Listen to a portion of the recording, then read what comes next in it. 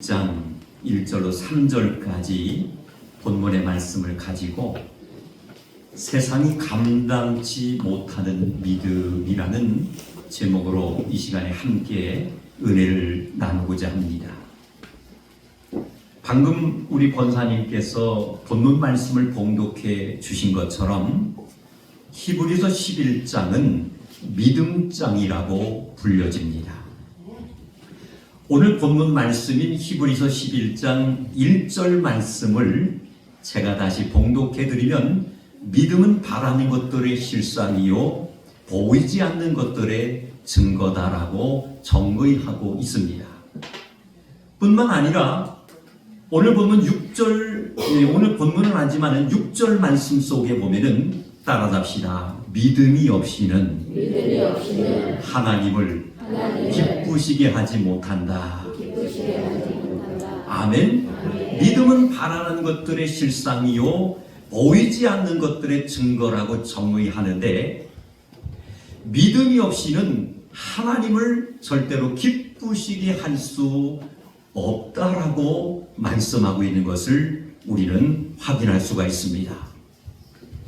그러면서 그 어떠한 궁핍과 그리고 그 어떠한 핍박 그리고 환난 중에도 정말 목숨을 걸고 믿음을 지키는 사람들에게 하나님께서는 더 좋은 것을 예비하셨다라고 말씀하고 있습니다.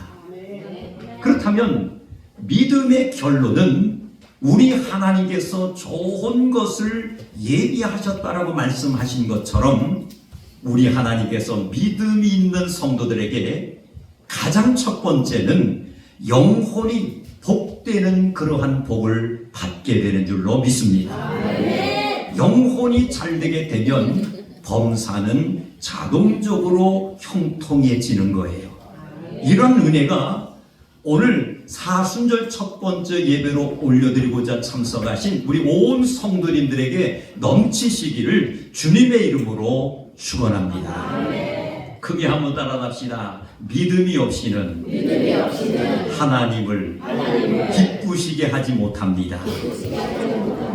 아멘. 그래서 반복되는 말씀입니다만은 히브리서 11장 40절 말씀에 보면은 이런 말씀이 있어요. 이는 하나님이 우리를 위하여 더 좋은 것을 예비하셨은즉 우리가 아니면 그들로 온전함을 이루지 못하게 하려 하심이라.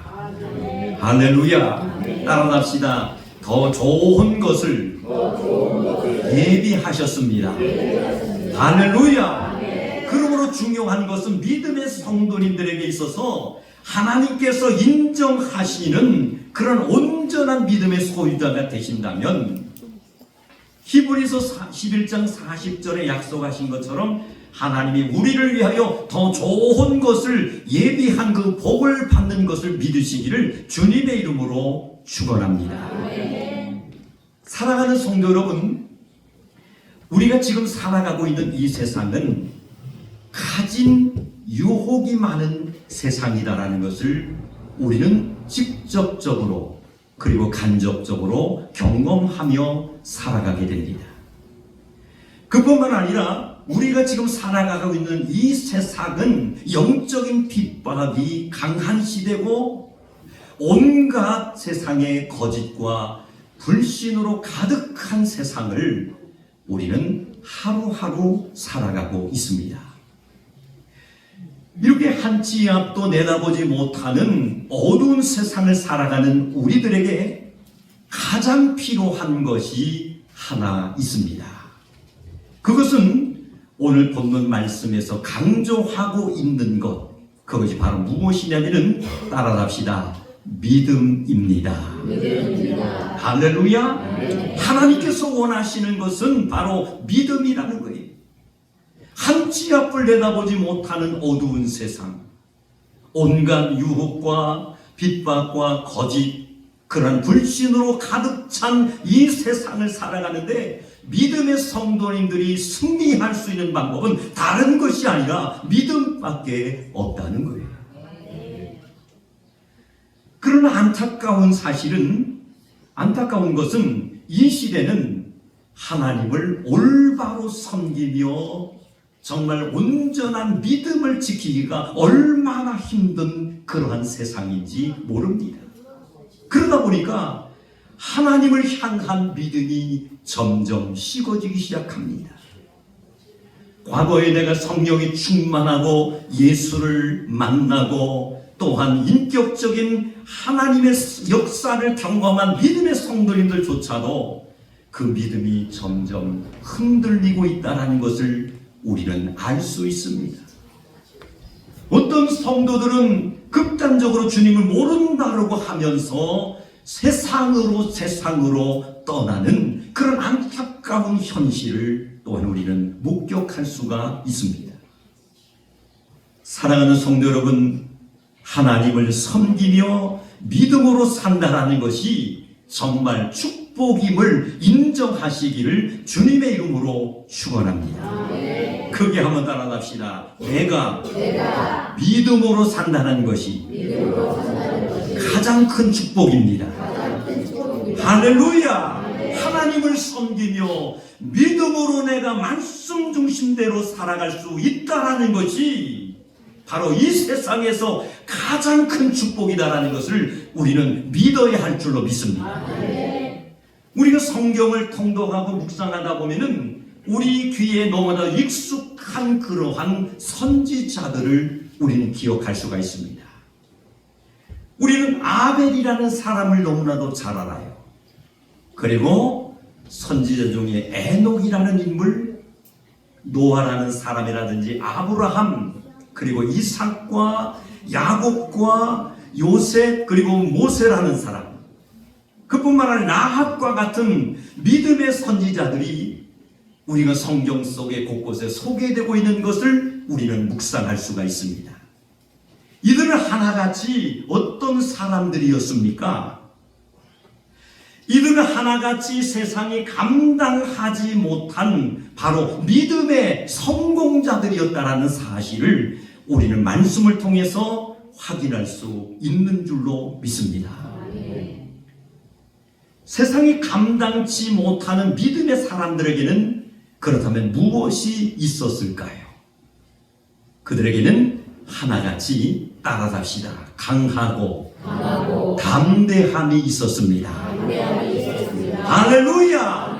하나같이 세상이 감당치 못하는 믿음의 사람들에게는 강하고 담대함이 있었다는 거예요.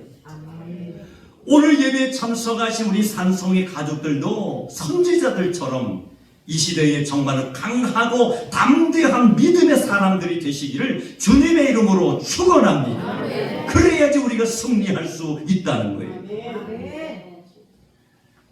우리가 잘 알고 있는 이 모세의 뒤를 이은 사람이 바로 누굽니까? 여호수아라는 인물이지요. 모세의 뒤를 이어서 여호수아에게 주신 말씀을 우리는 기억하게 됩니다.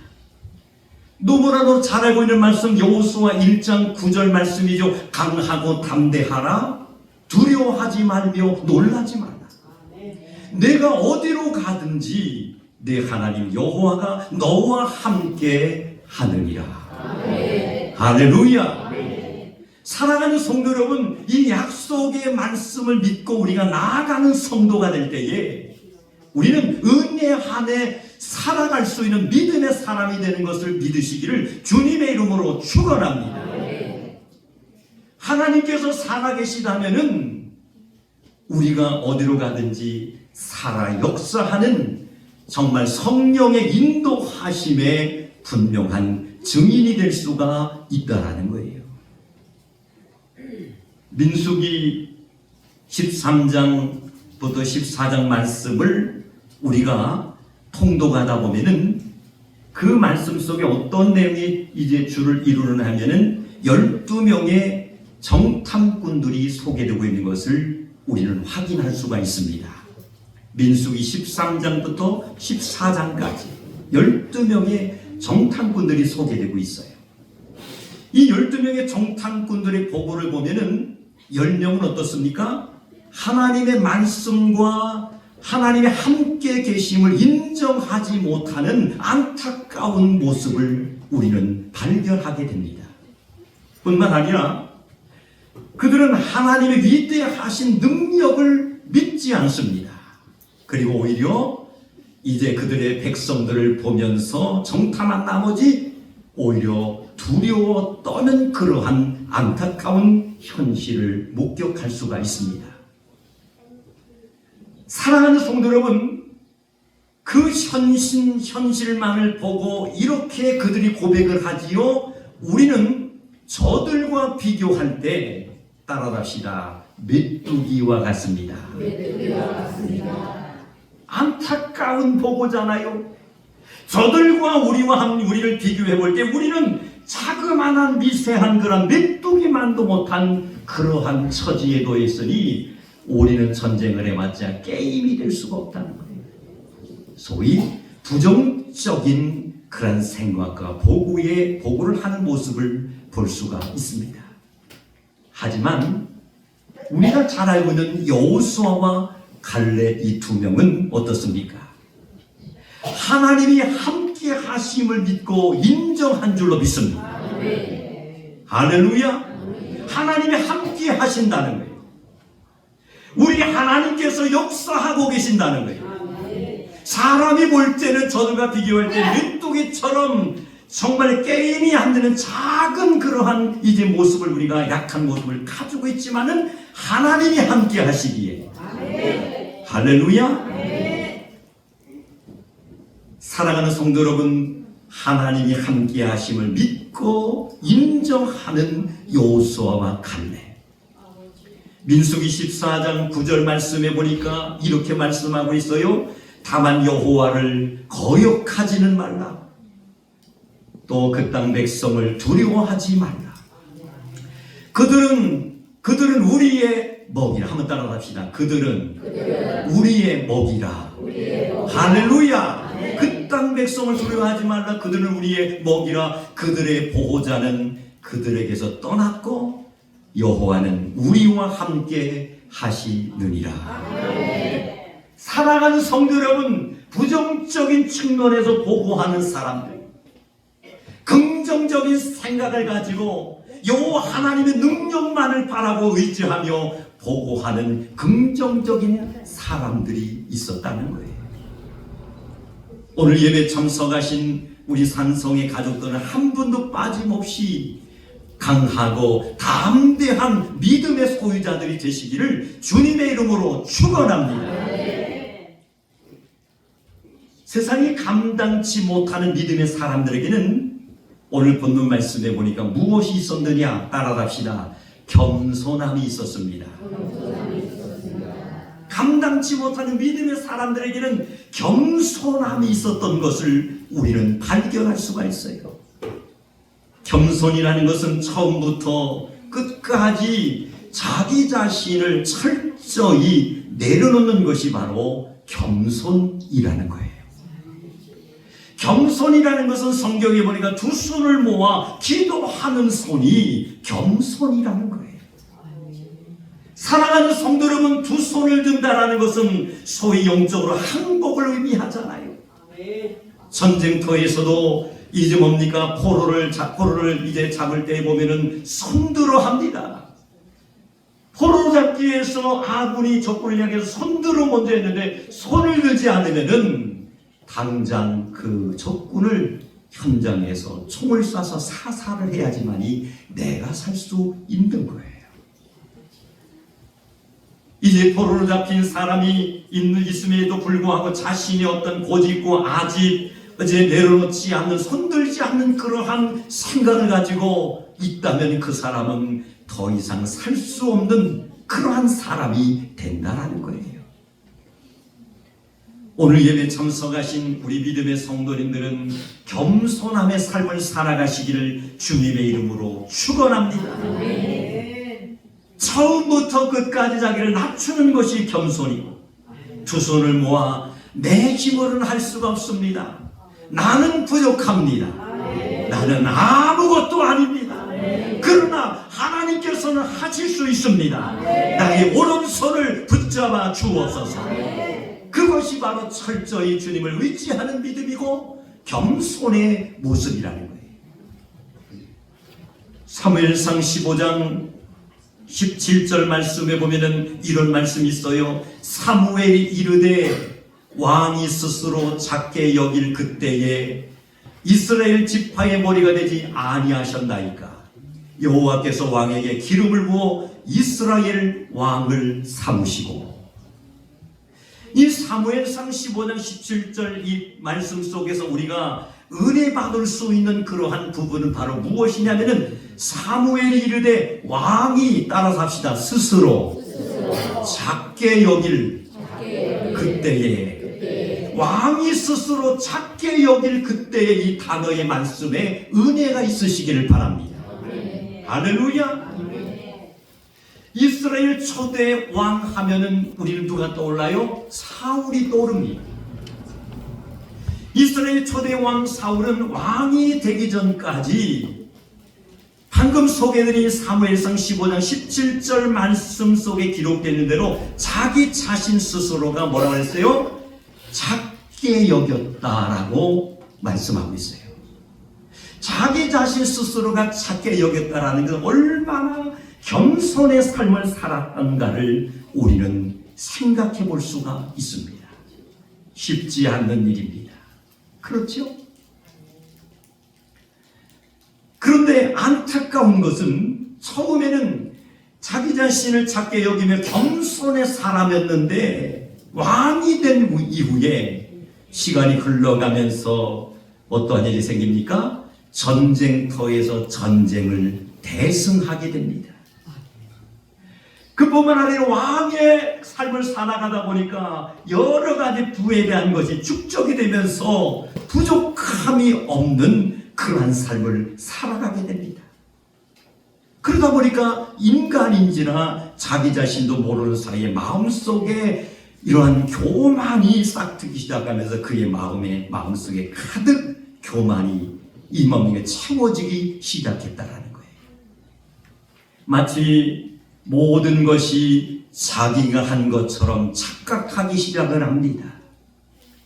그뿐만 아니라 자신을 나타내기 위한 말씀해 보니까 기념비를 세우고 자기 자신의 이름을 높이기 시작을 합니다. 사랑하는 성도 여러분, 겸손과 여호와를 경외함의 보장은 다른 것이 아니더라고요. 잠언 22장 4절 말씀에 기록되는 대로 따라갑시다. 재물과 영광과 생명이니라. 사랑하는 성도 여러분, 겸손과 여호와를 경외함에 있어서의 큰 하나님께로 주시는 보상은 바로 무엇이냐면은 잠언 22장 4절에 보니까 재물을 주시고 할렐루야, 영광을 주시고 할렐루야, 생명을 주시는 것을 믿으시기를 주님의 이름으로 축원합니다. 재물의 축복을 받기를 원하십니까? 별로 아멘을 안 합니다. 물건의 축복을 받기를 원하십니까? 저도 아멘입니다. 저도 아멘이에요. 하나님의 영광 누리는 삶을 살기를 원하십니까? 저도 아멘입니다. 마지막으로 우리가 아버지의 부름을 받아 생명에 부활하기를 원하십니까? 아멘. 그렇다면 우리가 해야 할 것은 다른 것이 아니라 겸손과 여호와를 경외하는 삶을 철저히 살아가면 되는 줄로 믿습니다. 우리가 잘 알고 있는 마태복음 11장 29절 말씀 속에 보면은 나는 마음이 온유하고 겸손하니 나의 멍에를 메고 내게 배우라. 그리하면 너희 마음이 쉼을 얻으리라. 할렐루야. 마음이 온유하고 겸손하니 나의 멍에를 메고 내게 배우라. 그리하면 너희 마음이 쉼을 얻으리라. 사랑하는 성도 여러분, 예수님은 온유와 겸손한 마음으로 친히 섬김의 모범을 보여주신 줄로 믿습니다. 우리가 주님의 마음을 품고 겸손으로 살아갈 때에 우리에게 필요한 모든 것을 아시는 하나님께서는 모든 것을 누르고 흔들어서 넘치도록 채워주시는 것을 믿으시기를 주님의 이름으로 축원합니다. 가장 중요한 것은 세상이 감당치 못하는 믿음의 사람들에게는 겸손함이 있었다라는 것을 우리는 깨달아야 될 줄로 믿습니다. 마지막 세 번째, 세상이 감당치 못하는 믿음의 사람들의 신앙은 어떤 신앙이었느냐? 따라잡시다. 모든 것을 맡겼습니다. 할렐루야! 세상에 감당치 못하는 믿음의 사람들의 신앙은 모든 것을 맡길 수 있는 그러한 믿음을 가졌다는 거예요. 우리가 좋아하는 가스펠송 찬양이 떠오릅니다. 다 부를 수는 없어도 후렴구 염려나 맡기라 주가 돌보시니 주는 평화 우리의 평화 염려다 맡기라 주가 돌보시니 주가 돌보시니 주는 평화 우리의 평화 주는 평화 우리의 평화 할렐루야. 세상이 감당치 못하는 믿음의 사람들의 신앙은 모든 것을 맡기는 신앙이었다. 모세는 광야 40년을 해고하면서 출애굽기 19장 4절에 이렇게 고백을 합니다. 내가 애굽 사람에게 어떻게 행하였음과 내가 어떻게 독수리 날개로 너희를 업어 내게로 인도하였음을 너희가 보았느니라. 사랑하는 성도 여러분, 독수리가 날개 아래 새끼를 보호하는 것처럼 광야 생활에서 자신을 인도하신 하나님께 철저히 고백하는 아름다운 신앙의 모습을 우리는 확인할 수가 있습니다. 사랑하는 성도 여러분, 우리는 지금까지 인생을 살아오면서 크고 작은 사망의 골짜기, 눈물의 골짜기와 같은 그러한 어려운 시간들을 우리는 지날 때도 있었을 것입니다.